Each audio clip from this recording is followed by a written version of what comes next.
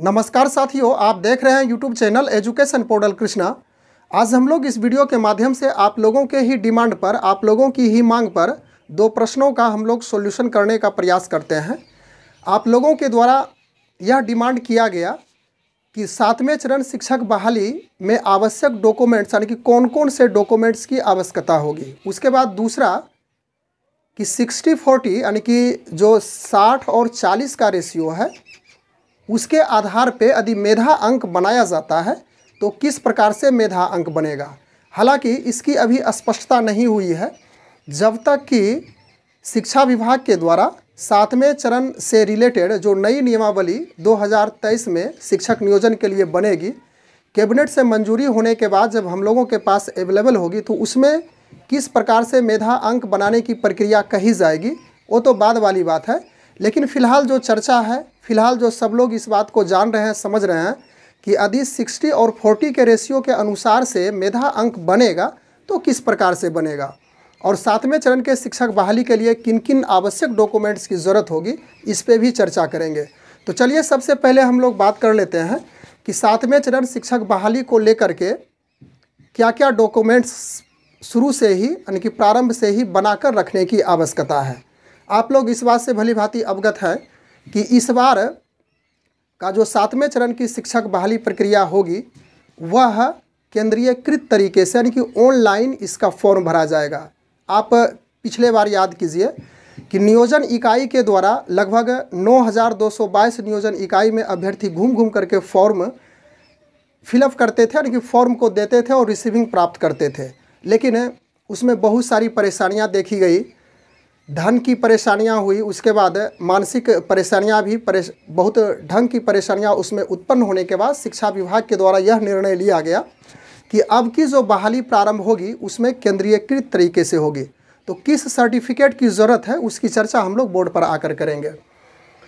तो 7वें चरण से संबंधित जो आवश्यक डॉक्यूमेंट्स अभ्यर्थियों को चाहिए वह सबसे पहले है मैट्रिक मार्कशीट। सेंट्रलाइज तरीके से ऑनलाइन फॉर्म करेंगे तो उसमें ऑनलाइन करने के बाद एक आपको प्रिंट आउट निकाल करके दिया जाएगा जिसके द्वारा ऑनलाइन किया जाएगा। उसको आप सावधानी पूर्वक सुरक्षित पूर्वक रखेंगे।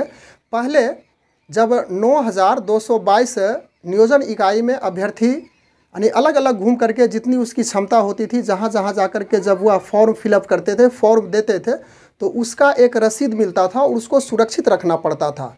लेकिन अब वैसी बात नहीं रहेगी। सेंट्रलाइज तरीके से आपको फॉर्म फिलअप करना है और चॉइस के आधार पर जिला को दर्शाना है।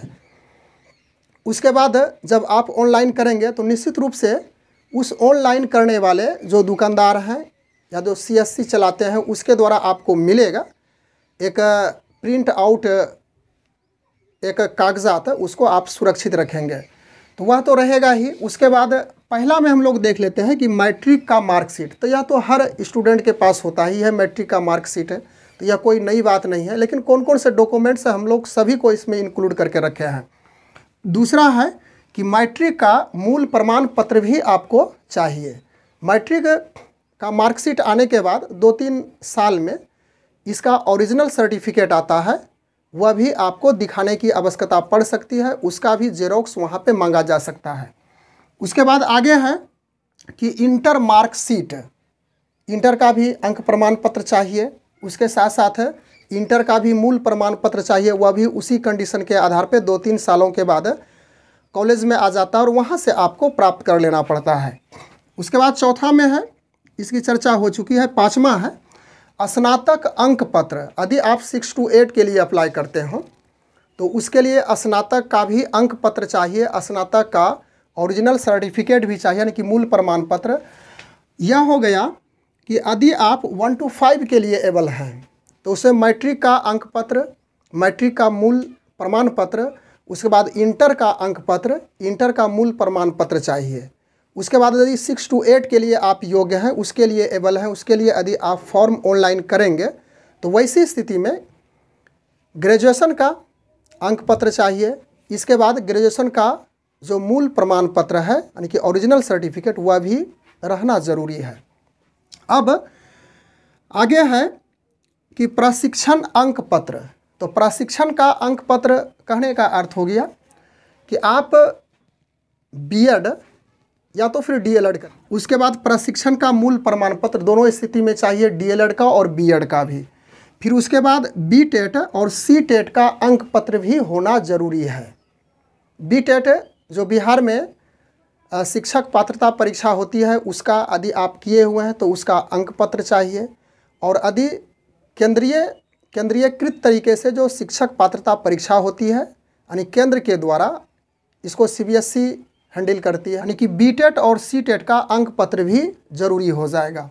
अब आगे बात की जाए जाति प्रमाण पत्र के बारे में, कास्ट सर्टिफिकेट। तो जाति प्रमाण पत्र यदि आप सामान्य कोटि से हैं तो उस स्थिति में, उस कंडीशन में जाति प्रमाण पत्र की कोई आवश्यकता नहीं है।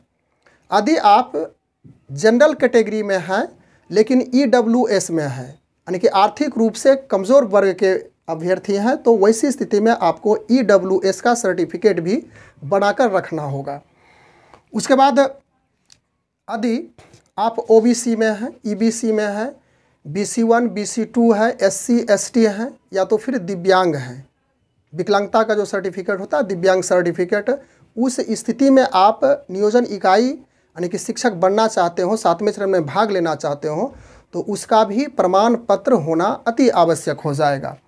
आगे है कि आवासीय प्रमाण पत्र, यानी कि आवासीय प्रमाण पत्र, इस बार ऐसी चर्चाएं हैं कि इस बार जो बिहार में 7वें चरण की बहाली होगी उसमें सिर्फ बिहार के ही अभ्यर्थी शामिल होंगे।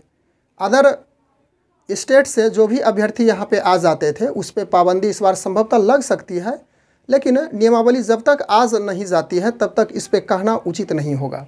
तो इस स्थिति में आवासीय प्रमाण पत्र चाहिए, और आवासीय प्रमाण पत्र के ही आधार पर आप जाति प्रमाण पत्र को बनाएंगे। और यदि जाति प्रमाण पत्र के आधार पर आप बेनिफिट लेना चाहते हैं, आरक्षित कोटि में रहना चाहते हैं, तो उस कंडीशन में आवासीय प्रमाण पत्र मस्ट है, यानी कि अनिवार्य है। बिना आवासीय का आप आरक्षण का लाभ नहीं ले सकते हैं। उसके बाद दिव्यांग प्रमाण पत्र, इसकी चर्चा हम लोग किए हैं। उसके बाद आगे है स्वतंत्रता सेनानी प्रमाण पत्र। इसका कहने का अर्थ हो गया कि स्वतंत्रता सेनानी का यदि नाती नतनी है या तो पोता पोती है, स्वतंत्रता सेनानी के कैटेगरी में यदि वह अभ्यर्थी हैं तो उसको बेनिफिट मिलेगा, और उसका बेनिफिट जो मेधा अंक बनेगा उसमें भी डायरेक्ट 10 अंक का उसे बोनस अंक, यानी कि जो मेधा बनेगा उसमें 10 अंक जुट करके बनाया जाएगा। तो स्वतंत्रता सेनानी का प्रमाण पत्र भी आपको चाहिए, और उसमें इंगित होना चाहिए कि नाती नतनी या तो फिर पोता पोती हैं उसके स्वतंत्रता सेनानी के, तभी आपको बेनिफिट्स यानी कि लाभ प्राप्त हो सकता है। आगे है आधार कार्ड। तो आधार कार्ड तो नॉर्मली सभी कैंडिडेट्स के पास होता ही है। इसके साथ साथ आपको फ़ोटो की भी आवश्यकता होगी। इसके साथ साथ ईमेल आईडी भी, यानी कि फिक्स ईमेल आईडी आपको बना करके रखनी होगी। जब ऑनलाइन करेंगे तो उसमें ईमेल आईडी की ज़रूरत होगी, और एक परमानेंट मोबाइल नंबर भी आप सुरक्षित रखेंगे। उस पर आपको तरह तरह के कुछ मैसेज आएंगे या तो फिर OTP प्राप्त होगा, उसी आधार पर आपका फॉर्म फिलअप किया जाएगा। तो यह तो हो गया कि 7वां चरण शिक्षक बहाली के लिए जो आवश्यक कागजात है, तो यह मुख्य रूप से कागजात है। इतना कागजात आपको पहले से ही बना करके संभाल करके रखना होगा। अब हम लोग बात कर लेते हैं कि 7वें चरण शिक्षक बहाली में मेधा अंक जो 60-40 का चल रहा है, जो चलन है। पिछले बार एक नियमावली जो कि वायरल हुई थी उसमें कोई मोहर वगैरह सिग्नेचर या तो फिर डेट निर्धारित नहीं था, लेकिन उसी पे लोग अंदाज़ लगा रहे हैं, आकलन कर रहे हैं कि 60-40 का 100% चांस होने की संभावना है। फिर भी मैं यहाँ पे इस बात की पुनरावृत्ति करूँ कि जब तक नियमावली नहीं आ जाती है, नई नियमावली 2023 के लिए, तब तक कहना मुश्किल है, लेकिन ज़्यादा चांसेस इसको रखिए। तो हम लोग अब आगे बात करें और इसको समझने का प्रयास करें कि 1 to 5 के लिए मेधा अंक किस प्रकार से बनेगा। इसके बाद 6 to 8 के लिए भी बात कर लेते हैं। तो सबसे पहले हम लोग यहाँ पे समझ करके प्रयास करते हैं, उसके बाद हम लोग बोर्ड पर आकर के उसको प्रैक्टिकली यानी उदाहरण के साथ उसको समझेंगे। तो 1 to 5 में जो 60-40 का रेशियो है, उस रेशियो के अनुसार से मेधा अंक बनाने का तौर तरीका इस प्रकार से होगा कि एकेडमिक, तो एकेडमिक हो गया कि आपका मैट्रिक का प्रतिशत अंक, इंटर का प्रतिशत अंक, उसके बाद ट्रेनिंग का प्रतिशत अंक। तो ट्रेनिंग में आप यदि बीएड किए हुए हैं या तो डीएलएड किए हुए हैं तो सभी का, यानी कि मैट्रिक यदि बीएड है तो बीएड का सिर्फ जुटेगा, यदि डीएलएड है तो डीएलएड का जुटेगा। कहने का अर्थ हो गया कि मैट्रिक का प्रतिशत, इंटर का प्रतिशत और ट्रेनिंग का प्रतिशत को जोड़ करके उसमें 3 से भाग लगेगा और इसका 40% निकाला जाएगा। यानी कि कुल का मैट्रिक, इंटर और ट्रेनिंग के प्रतिशत में 3 से भाग देंगे और जो अंक प्राप्त होगा पुनः उसका 40% निकाला जाएगा। यह एकेडमिक हो गया। तो यह 40 यानी कि 40 का हुआ। उसके बाद 60 को हम लोग समझते हैं कि यदि आप बीटेट किए हुए हैं या तो फिर सीटेट किए हुए हैं तो उसका प्रतिशत का 60% निकाला जाएगा। और उधर जो देखे थे एकेडमिक में जो आपका नंबर आया उसके बाद बीटेट और सीटेट में 60% निकालने के बाद जो अंक आया दोनों जोड़ करके आपका फाइनली मेधा अंक बनाया जाएगा। उसके बाद 6 to 8 ही के बारे में भी हम लोग यहाँ से चर्चा कर लें, उसके बाद फिर बोर्ड पर आते हैं, उसको उदाहरण के साथ समझेंगे। 40-60 उसमें भी चलेगा रेशियो, लेकिन वहाँ पे एकेडमिक में आपको लेना है ग्रेजुएशन का प्रतिशत और ट्रेनिंग का प्रतिशत। तो एक ग्रेजुएशन हो गया, एक ट्रेनिंग हो गया, तो दोनों का प्रतिशत जोड़ करेंगे और उसमें 2 से भाग देंगे और उसके बाद उसका यानी कि उस अंक का पुनः 40% निकाला जाएगा। जो अंक आ जाए, सीटेट किए हुए हैं तो उसका प्रतिशत का 60% पुनः निकाला जाएगा और जो अंक आ जाता है तो ऊपर में एकेडमिक का अंक और उसके बाद एस्टेट और या तो सीटेट है तो उसका अंक दोनों जोड़ करके फाइनली मेधा अंक बनेगा। अब हम लोग 1 to 5 के लिए मेधा अंक किस प्रकार से बनेगा उसको उदाहरण के साथ समझते हैं। तो 1 to 5 के लिए यह है। तो सपोज कीजिए कि मैट्रिक में किसी अभ्यर्थी का 60% अंक प्राप्त है, इंटर में 60% है, हम लोग समझेंगे इस बात को। उसके बाद बीएड या तो फिर डीएलएड 60 ही अंक प्राप्त है। तो तीनों अंक को जोड़ेंगे यानी कि मैट्रिक का, इंटर का और ट्रेनिंग का। तो 6 × 18 180 अंक प्राप्त हो गया है। अब इस 180 में 3 पार्ट है, 1 2 3। तो 180 में हम भाग देंगे 3 से, तो यह हो गया 3 × 18 यानी कि 60 प्राप्त हो रहा है। इस अंक में निकालेंगे 40%, यानी कि यह रेशियो चल रहा है 40:60 का, या तो फिर 60:40 कहिएगा तो 60 बीटेट और सीटेट का अंक प्रतिशत होगा। तो 40:60 के आधार पे पहले चलेंगे, 40 एकेडमिक का चलेगा तो 60 हो गया। तो 60 का पुनः 40% होगा। तो 60 × 40 और डिवाइड करना है 100 से, 2 0 कट गया, 6 चौक 24। इसे याद रखिएगा, 24 यहाँ पे अंक प्राप्त हो रहा है। अब बीटेट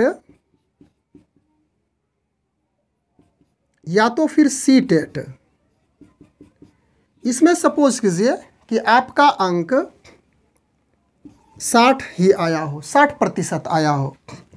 तो 60 का 60 है, 60% निकालेंगे तो यह हो जाएगा 60 × 60/100, 2 0 कट गया, 6 छाके 36 अंक आ रहा है। तो फाइनली जो मेधा अंक बनेगा यह नंबर और यह नंबर जुट करके, तो फाइनली मेधा अंक आपका 24 + 36, 6 4 10, 3 2 5 यानी कि 60% का आपका मेधा अंक बन रहा है। यदि आप स्वतंत्रता सेनानी से रिलेटेड हैं, उसके नाती नतनी पोता पोती हैं, तो यहाँ पे डायरेक्ट 10 अंक बोनस के रूप में प्राप्त हो जाएगा। यानी 60 + 10 यानी कि 70% आपका मेधा अंक बन जाता है। तो यह तो हो गई बात 1 to 5 के लिए मेधा अंक किस प्रकार से बनेगा। इसी प्रकार से 6 to 8 के लिए भी मेधा अंक बनेगा।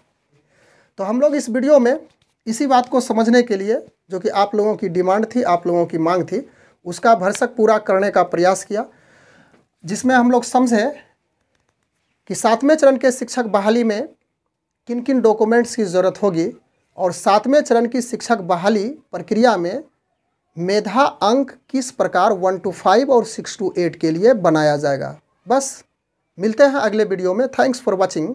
Good bye.